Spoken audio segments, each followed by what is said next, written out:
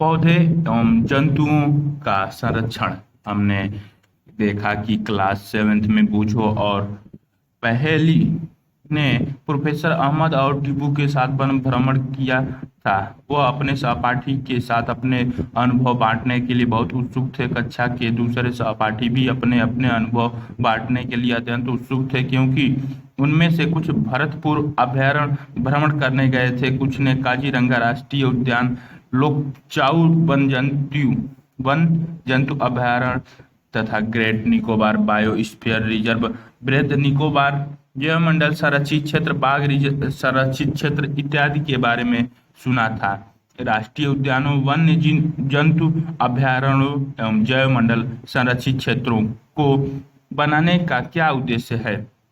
वनों उन्मूलन एवं इसके कारण हमारी पृथ्वी पर नाना प्रकार के पौधे एवं जंतु पाए जाते हैं।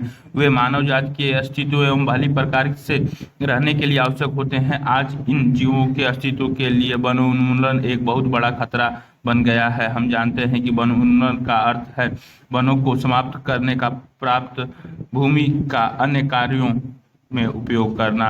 वन में वृक्षों की कटाई निम्न उद्देश्यों से की जाती है: कृषि के लिए, घरों एवं कारखानों का निर्माण, फर्नीचर बनाने अथवा लकड़ी का ईंधन के रूप में उपयोग, ईंधन के लकड़ी के रूप में उपयोग करने के लिए किया जाता है।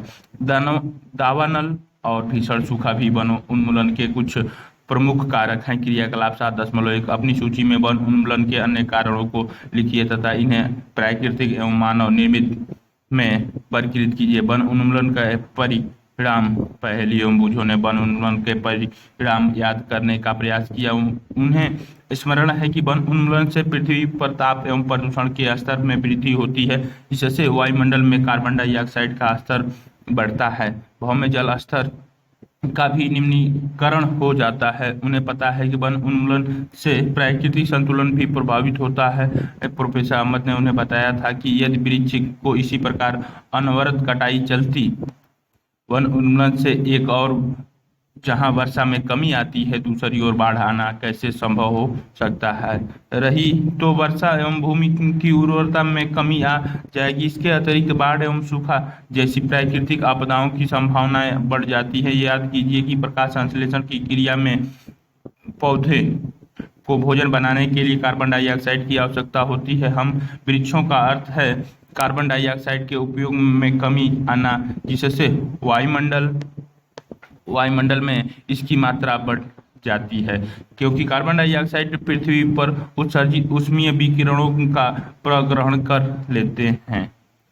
इसका मात्रा में वृद्धि के परिणाम स्वरूप विश्व उष्णन होता है। पृथ्वी के ताप में वृद्धि के जल चक्र का संतुलन बिगड़ता है और वर्षा दर में कमी आती है, जिसके कारण सूखा पड़ता है। मृदा के गुणों में परिवर्तन आने का मुख्य कारण वन उन्मूलन है। किसी क्षेत्र की मृदा के भौतिक गुणों पर वृक्षारोपण और वनस्पति का प्रभाव पड़ता है। क्लास 7th का स्मरण कीजिए कि वृक्ष किस प्रकार मृदा अपरदन को रोकते हैं। भूमि पर वृक्षों की कमी होने से मृदा अपरदन अधिक होता है। मृदा की ऊपरी परत हटाने से नीचे की कठोर चट्टानें दिखाई देने लगती है। इससे मृदा में ह्यूमस की कमी होती है तथा इसकी उर्वरता भी अपेक्षाकृत कम होती है। धीरे धीरे उर्वर भूमि मरुस्थल में परिवर्तित हो जाती है। इसे मरुस्थलीकरण कहते हैं। वन उन्मूलन से मृदा की जल धारण क्षमता तथा भूमि की ऊपरी सतह से जल के नीचे की ओर अंतःस्रवण पर भी विपरीत प्रभाव पड़ता है। इसके परिणाम स्वरूप बाढ़ आती है। मृदा के अन्य गुण जैसे पोषक तत्व गठन इत्यादि भी वन उन्मूलन के कारण प्रभावित होते हैं। हमने क्लास 7th में पढ़ा था कि वनों से हमें अनेक उत्पाद प्राप्त होते हैं। इन उत्पादों की सूची बनाइए। यदि हम वृक्षों की निरंतर कटाई करते रहे तो क्या हमें इन उत्पादों की कमी का सामना करना पड़ेगा? क्रियाकलाप 7.2 वन उन्मूलन से वन प्राणी जीवन भी प्रभावित होता है। कैसे? इन कारणों की सूची बनाकर अपनी कक्षा में चर्चा कीजिए। वन प्राणियों का संरक्षण। वन उन्मूलन के प्रभाव जानने के पश्चात पहेली एवं बूझो चिंतित थे। वे प्रोफेसर अहमद के पास गए तथा उन्होंने पूछा कि वन एवं वन प्राणियों को किस प्रकार बचाया जा सकता है। किस प्रकार से वन प्राणियों को बचाया। ने पहेली और बूझो को उनके सहपाठियों के लिए जैवमंडल संरक्षित क्षेत्र के भ्रमण का आयोजन किया। इसके लिए उन्होंने पंचमढ़ी जैवमंडली संरक्षित नामक क्षेत्र को चुना। वे जानते हैं कि इस क्षेत्र के पौधे एवं जंतु ऊपरी हिमालय की श्रृंखलाओं एवं निचले पश्चिमी घाट के समान है। प्रोफेसर अहमद का विश्वास है कि इस क्षेत्र की जैव विविधता अनूठी है। उन्होंने वन कर्मचारी श्री माधव जी से जैवमंडलीय संरक्षित क्षेत्र में बच्चों का मार्गनिर्देशन करने का अनुरोध किया। उन्होंने बताया कि जैविक महत्व के क्षेत्रों का संरक्षण हमारी राष्ट्रीय परंपरा का एक भाग है। जैवमंडल पृथ्वी का वह भाग है जिसमें सजीव पाए जाते हैं अथवा जो जीवन यापन के योग्य है। जैव विविधता का अर्थ है पृथ्वी पर पाए जाने वाले विभिन्न जीवों की प्रजातियां, उनके पारस्परिक संबंध एवं पर्यावरण से उनका संबंध। माधव जी ने बच्चों को समझाया कि हमारे व्यक्तिगत प्रयासों एवं समाज के प्रयासों के अतिरिक्त सरकारी एजेंसी भी वनों एवं वन्य जंतुओं की सुरक्षा हेतु कार्यरत है। सरकार उनकी सुरक्षा एवं संरक्षण हेतु नियम, विधियां और नीतियां बनाती है। वन्य जंतु अभयारण्य, राष्ट्रीय उद्यान, जैवमंडल, संरक्षित क्षेत्र इत्यादि पौधों और जंतुओं के लिए संरक्षित एवं सुरक्षित क्षेत्र हैं। वन वनस्पति जात और प्राणी जात और उनके आवासों के संरक्षण हेतु संरक्षित क्षेत्र चिन्हित किए गए, जिन्हें वन्य जीव अभयारण्य, राष्ट्रीय उद्यान और जैवमंडल आरक्षित क्षेत्र कहते हैं। वृक्षारोपण, कृषि, चारागाह, वृक्षों की कटाई, शिकार, खाल प्राप्त करने हेतु शिकार, पोचिंग इन क्षेत्रों में निषेध है। वन्य जीव अभयारण्य वह क्षेत्र जहां जंतु एवं उनके आवास किसी भी प्रकार के विक्षोभ से सुरक्षित रहते हैं। राष्ट्रीय उद्यान वन्य जंतुओं के लिए आरक्षित क्षेत्र जहां वह स्वतंत्र निर्बाध रूप से आवास एवं प्राकृतिक संसाधनों का उपयोग कर सकते हैं। जैवमंडल आरक्षित क्षेत्र वन्य जीवन, पौधों एवं जंतुओं, संसाधनों और उस क्षेत्र के आदिवासियों के पारंपरिक ढंग से जीवन यापन हेतु विशाल संरक्षित क्षेत्र क्रियाकलाप 7.3 अपने जिले, प्रदेश व देश के राष्ट्रीय उद्यानों व वन्य जंतु अभयारण्य एवं जैवमंडल आरक्षित क्षेत्रों की संख्या ज्ञात कीजिए। सारणी 7.1 को भरिए। इन क्षेत्रों को अपने प्रदेश एवं भारत के रेखाचित्र भी दर्शाइए। जैवमंडल आरक्षण। प्रोफेसर अहमद और माधव जी के साथ बच्चों ने जैवमंडल आरक्षित क्षेत्र में प्रवेश किया और माधव जी ने समझाया कि जैव विविधता के संरक्षण के उद्देश्य से जैवमंडल आरक्षित क्षेत्र बन गए हैं। जैसा कि आप जानते ही हैं, जैव विविधता का अर्थ है किसी क्षेत्र विशेष में पाए जाने वाले सभी पौधों, जंतुओं और सूक्ष्म जीवों की विभिन्न प्रजातियां। किसी क्षेत्र का जैवमंडल आरक्षित क्षेत्र उस क्षेत्र की जैव विविधता एवं संस्कृति को बनाए रखने में सहायक होता है। किसी जैवमंडल आरक्षित क्षेत्र के अंतर्गत अन्य संरक्षित क्षेत्र भी हो सकते हैं। पंचमढ़ी जैवमंडल आरक्षित क्षेत्र में सतपुड़ा नामक एक राष्ट्रीय उद्यान तथा बोरी एवं पंचमढ़ी चित्र 7.1 नामक 2 वन्य जंतु अभयारण्य आते हैं। सारणी 7.1 संरक्षण हेतु सुरक्षित क्षेत्र। संरक्षित क्षेत्र, राष्ट्रीय उद्यान, वन्य जंतु अभयारण्य, जैव मंडल आरक्षित क्षेत्र। मेरे जिले में, मेरे प्रदेश में, मेरे देश में ये पंचमढ़ी जैवमंडल आरक्षित क्षेत्र, बोरी अभयारण्य, धैना बोरी चूड़ा संरक्षित क्षेत्र, नीमघन सतपुड़ा राष्ट्रीय उद्यान, पंचमढ़ी अभयारण्य, पिपरिया को पानर पानी गेट ये चित्र में दिखाया गया है। क्रियाकलाप 7.4 आपने आपको विक्षोभित करने वाले कारकों की सूची बनाई है। इनमें से कुछ क्रियाकलाप अनजाने में ही जैव विविधता में विक्षोभित कर उत्पन्न कर सकते हैं। मनुष्य की इन गतिविधियों की सूची बनाइए। इन्हें कैसे रोका जा सकता है, अपनी कक्षा में इसकी चर्चा कीजिए तथा इसका संक्षिप्त रिपोर्ट अपनी कॉपी में नोट कीजिए। पेड़ पौधे एवं जीव जंतु बच्चों ने भ्रमण करते समय जैवमंडल आरक्षित क्षेत्रों की हरियाली संपदा की प्रशंसा की। वे लंबे लंबे सागौन, टीक के वृक्ष व अन्य प्राणियों को देखकर प्रसन्न थे। पहली ने अचानक हुआ उसके पीछे दौड़ने लगी। प्रोफेसर अहमद ने उसे रोका। उन्होंने समझाया कि जंतु अपने आवास में प्रसन्न रहते हैं, हमें उनको परेशान नहीं करना चाहिए। माधव जी ने समझाया कि कुछ जंतु एवं पौधे एक क्षेत्र विशेष में पाए जाते हैं। किसी विशेष क्षेत्र में पाए जाने वाले पेड़ पौधे उस क्षेत्र के वनस्पति जात एवं जीव जंतु प्राणी जात कहलाते हैं। साल, सागौन, आम, जामुन, सिल्वर फर्न, अर्जुन इत्यादि वनस्पति जात हैं तथा चिंकारा, नीलगाय, बर्किंग, हिरन, चीतल, तेंदुआ, जंगली कुत्ता, भेड़िया इत्यादि पंचमढ़ी जैवमंडल आरक्षित क्षेत्र के प्राणी जात हैं। चित्र 7.2 में दिखाए गए हैं। ए वाले DEF, ए वाले में जंगली कुत्ता, बी वाले में चीतल, सी वाले में भेड़िया, डी वाले में तेंदुआ, ई वाले में फर्न, एफ वाले में जामुन का वृक्ष दिखाया गया है। क्रियाकलाप 7.5 अपने स्थानीय क्षेत्रों में वनस्पति जात और प्राणी जात की पहचान कर उनकी सूची बनाइए। विशेष शीघ्र ही शांतिपूर्वक गहरे वन में प्रविष्ट हो गए बच्चे एक विशाल काय गिलहरी को देखकर अचंभित रह गए। इस गिलहरी की एक लंबी फलदार पूछे हैं। वे इसके विषय में जानने के लिए बहुत उत्सुक हैं। माधव जी ने बताया कि इस विशाल गिलहरी कहते हैं और यह यहाँ की विशेष क्षेत्रीय स्पीशीज है। पौधे एवं जंतुओं कि वह स्पीशीज जो किसी विशेष क्षेत्र में विशिष्ट रूप से पाई जाती है उसे विशेष क्षेत्रीय स्पीशीज कहते हैं।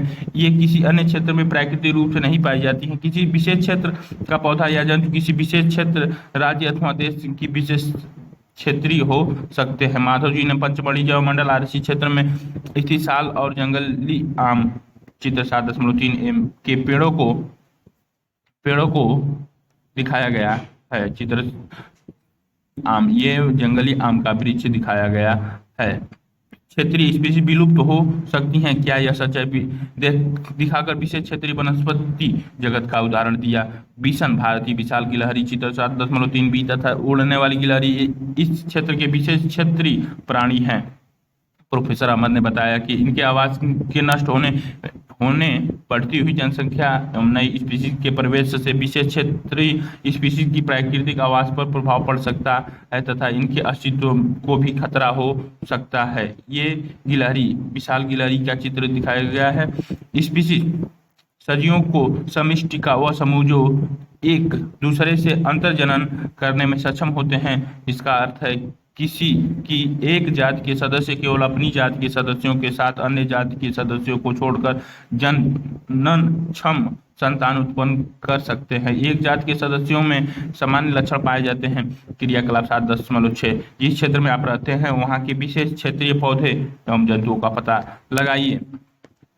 वन प्राणी अभयारण्य। शीघ्र ही पहेली ने एक बोर्ड देखा जिस पर लिखा हुआ था पंचमढ़ी वन प्राणी अभयारण्य। प्रोफेसर अहमद ने बताया कि आरक्षित वनों की तरह ही कुछ ऐसे क्षेत्र हैं जहां वन प्राणी जंतु सुरक्षित एवं संरक्षित रहते हैं। इन्हें वन प्राणी अभयारण्य कहते हैं। माधव जी पुनः बताते हैं कि अभयारण्य वह स्थान है जहां प्राणियों तथा जंतुओं को मारना या शिकार करना अथवा पकड़ना पूर्णतः निषेध एवं दंडनीय अपराध है। कुछ महत्वपूर्ण संकटापन्न वन्य जंतु जैसे कि काले हिरण, श्वेत आंख वाले हिरण, हाथी, सुनहरी बिल्ली, अजगर, गेंडा इत्यादि हमारे वन प्राणी अभयारण्य में सुरक्षित एवं संरक्षित है। भारतीय अभयारण्यों में अनूठे दृश्य भूमि, बड़े समतल वन, पहाड़ी वन तथा बड़ी नदियों के डेल्टा की झाड़ी भूमि अथवा बुशलैंड है। यह अफसोस की बात है कि संरक्षित वन भी जीवों के लिए सुरक्षित नहीं रहे क्योंकि इनके आसपास के क्षेत्रों में रहने वाले लोग उनका वनों का अतिक्रमण करके उन्हें नष्ट कर देते हैं। बच्चों को प्राणी उद्यान, चिड़ियाघर भ्रमण की याद ताजा करने को कहा जाता है।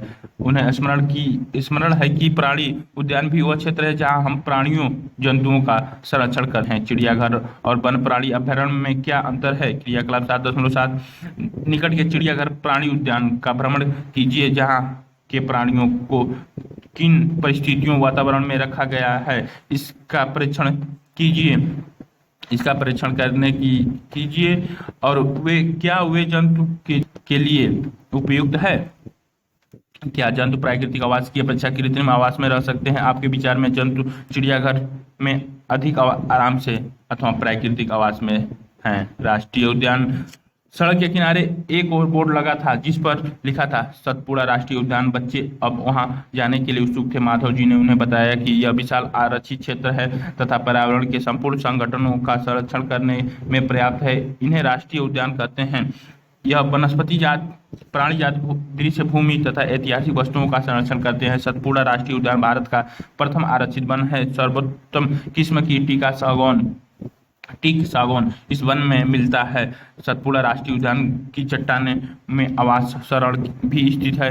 यह इन वनों में मनुष्यों की गतिविधियों के प्रागैतिहासिक प्रमाण है जिससे हमें आदि मानव के जीवन यापन के बारे में पता चलता है। चट्टानों के इन मानव आवासों में कुछ पेंटिंग कलाकृतियां भी मिलती हैं। पंचमढ़ी जैव मंडल आरक्षित क्षेत्र में 55 चट्टाने आवास की पहचान की जा चुकी है। जंतु एवं मनुष्य को इन कलाकृतियों में लड़ते हुए, शिकार, नृत्य एवं वाद्य यंत्रों को बजाते हुए दर्शाया गया है। आज भी अनेक आदिवासी जंगल में रहते हैं।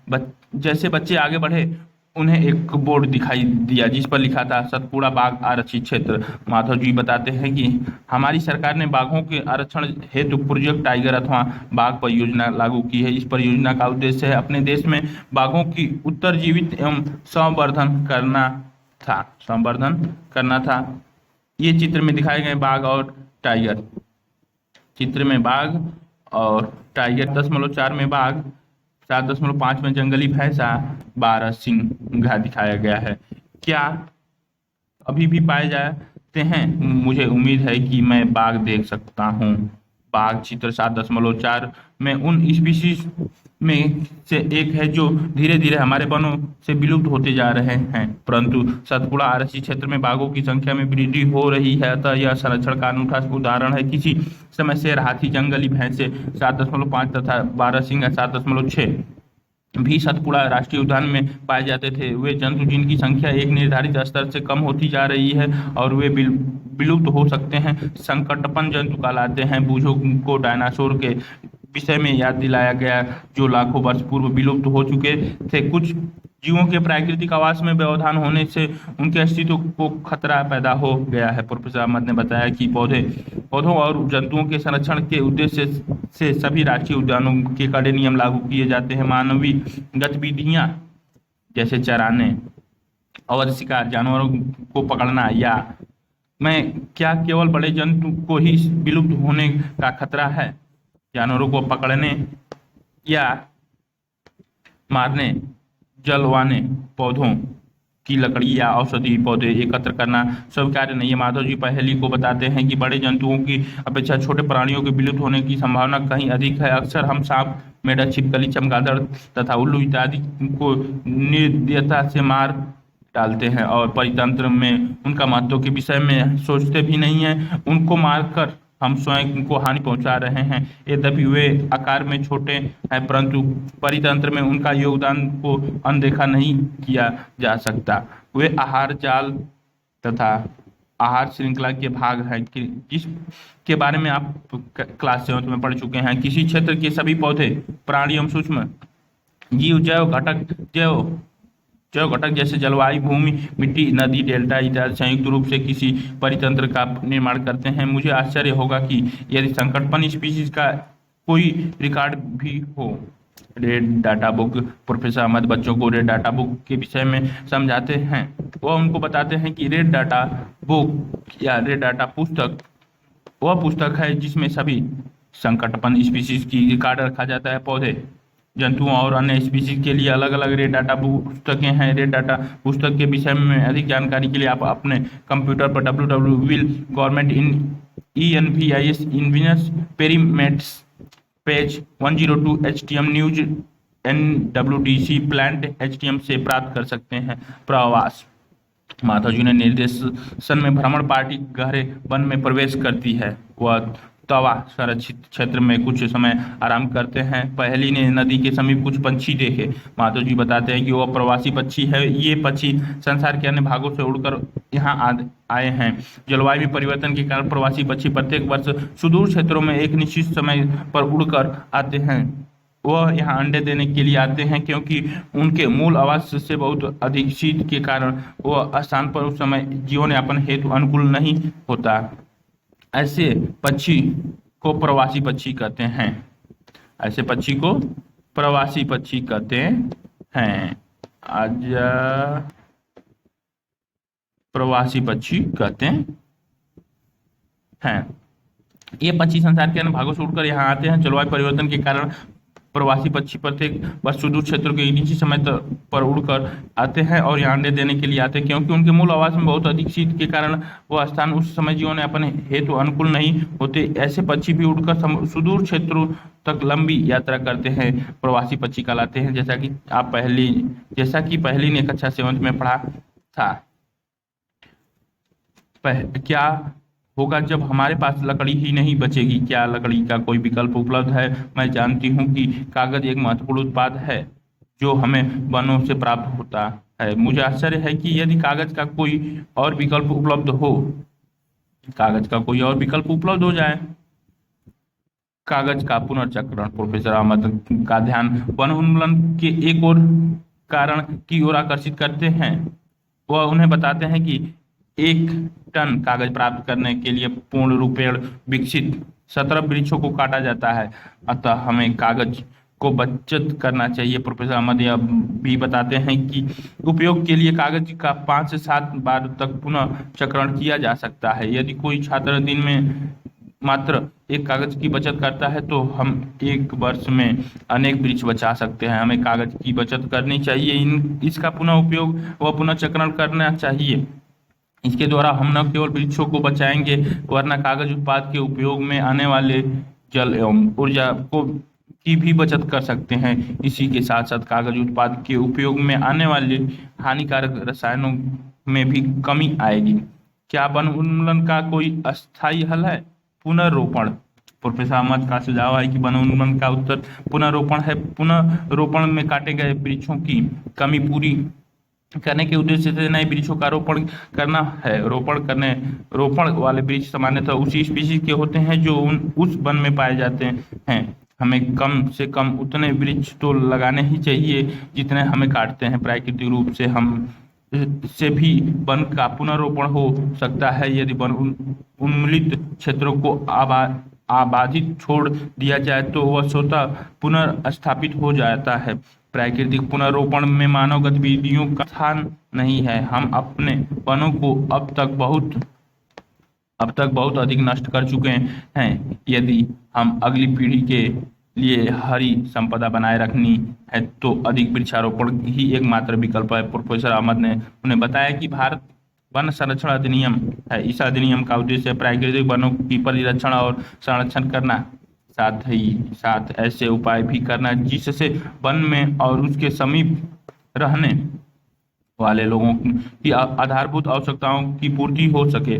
कुछ समय विश्राम करने के पश्चात माधव जी ने बच्चों को वापस चलने को कहा क्योंकि सूर्यास्त के पश्चात वन में रुकना ठीक नहीं है। वापस आने के बाद प्रोफेसर अहमद और बच्चे ने उल्लासपूर्ण अनुभव के लिए माधव जी का आभार व्यक्त किया। प्रमुख शब्द जैव विविधता, जैव मंडल, आरक्षण, संरक्षण, वन उन्मूलन, मरुस्थलीकरण, परितंत्र, संकटपन, स्पीशीज, विशेष क्षेत्र, स्पीशीज, विलुप्त प्राणी जात, वनस्पति जात, प्रवासी पक्षी, राष्ट्रीय उद्यान, रेड डाटा बुक, पुनर्रोपण, अभ्यारण्य। ये शब्द वन प्राणी, वन अभयारण्य, राष्ट्रीय उद्यान और जैव मंडल आरक्षित ऐसे क्षेत्र ऐसे नाम हैं जो वन एवं वन प्राणियों के संरक्षण एवं परिरक्षण हेतु बने हैं। जैव विविधता का अर्थ है किसी विशेष क्षेत्र में पाए जाने वाले सजीवों की विभिन्न किस्में। किसी क्षेत्र के सभी पौधे एवं जंतु उस क्षेत्र के वनस्पति जात और प्राणी जात से जाने जाते हैं। विशेष क्षेत्रीय स्पीशीज किसी क्षेत्र विशेष में ही पाई जाती है। संकटापन्न स्पीशीज वह स्पीशीज है जो विलुप्त होने के कगार पर है। रेड डाटा बुक में संकटापन्न स्पीशीज का रिकॉर्ड रहता है। प्रवास वह परिघटना है जिसमें किसी स्पीशीज का अपने आवास से किसी अन्य आवास में हर वर्ष की विशेष अवधि में विशेषकर प्रजनन हेतु चलन होता है। हम वृक्ष ऊर्जा और पानी की बचत करने के लिए कागज की बचत और उसका पुनः उपयोग कर पुनर्चक्रण करना चाहिए। पुनर्रोपण, नष्ट किए गए वनों को पुनर्स्थापित करने के लिए रोपण करना आवश्यक। रोपण करने के लिए क्वेश्चन सारे विस्तारित अधिगम क्रियाकलाप और परियोजना। इस सत्र में अपने पड़ोसी से कम 5 विभिन्न पौधे लगाइए तथा उनके बड़े होने तक उनका रख रखाव भी कीजिए। प्रतिज्ञा कीजिए कि इस वर्ष आपने अपने मित्रों एवं संबंधी की उनकी उपलब्धि अथवा जन्मदिन जैसे अवसर पर न्यूनतम 5 पौधे उपहार में देंगे तथा उन्हें प्रोत्साहित करेंगे कि वह भी उपहार में 5 पौधे अपने मित्रों को देंगे। वर्ष के अंत में इस श्रृंखला का उपहार दिए गए पौधों की संख्या ज्ञात कीजिए। क्या आदिवासी को वन के प्रमुख क्षेत्रों में रहने से वंचित करना न्याय संगत है? अपनी कक्षा में इस विषय पर चर्चा कीजिए तथा इस पक्ष पर विपक्ष के तर्क अपनी कॉपी में लिखिए। निकट के किसी पार्क की जैव विविधता का अध्ययन कीजिए। इसकी वनस्पति जाति और प्राणी जाति का फोटोग्राफ एवं आरेखित चित्र सहित एक विस्तृत रिपोर्ट तैयार कीजिए। इस अध्याय से आपको जो नई सूची प्राप्त हुई है उसकी सूची बनाइए। आपको कौन सी सूची सूचना सबसे अच्छी लगती है। कागज के विभिन्न उद्योगों की सूची बनाइए। मुद्रा के नोटों को ध्यानपूर्वक परीक्षण कीजिए। क्या आपको नोट के कागज अपनी कॉपी के कागज में कोई अंतर नजर आता है? पता लगाइए कि मुद्रा के नोट के लिए उपयोग किया जाने वाला कागज कहाँ से प्राप्त होता है। कर्नाटक सरकार ने प्रोजेक्ट हाथी नामक परियोजना राज्य में एशियन हाथी की सुरक्षा हेतु प्रारंभ की है। इस विषय में जानकारी प्राप्त कीजिए तथा अन्य संकटपन स्पीशीज के संरक्षण हेतु चलाई गई अन्य परियोजनाओं की जानकारी प्राप्त कीजिए। क्या आप जानते हैं विश्व में जंगली बाघों की आधी से अधिक संख्या भारत में पाई जाती है। इस प्रकार 65% एशियन हाथी, 85% एक सींग वाले गैंडे तथा 100% एशियन शेर भारत में ही पाए जाते हैं। विश्व के 12 बड़े जैव विविधता वाले देशों में भारत का छठा स्थान है। विश्व के 34 जैव विविधता तप्त स्थलों में से 2 भारत में स्थित है। यह है पूर्वी हिमालय और पश्चिमी घाट। यह क्षेत्र जैव विविधता में बहुत धनी है। आज वन प्राणी को सबसे अधिक खतरा अतिक्रमण से उनके आवास नष्ट होने का है। भारत में विश्व की संकटापन स्पीशीज की संख्या 172 है, जो विश्व की संकटापन स्पीशीज की 2.9% है। पूर्वी हिमालय में तप्त स्थल में पशुओं और पौधों की स्पीशीज को शामिल करते हुए लगभग 163 वैश्विक संकटापन स्पीशीज हैं। भारत में एशिया की कुछ दुर्लभ प्रजातियां जैसे कि बंगाल लोमड़ी,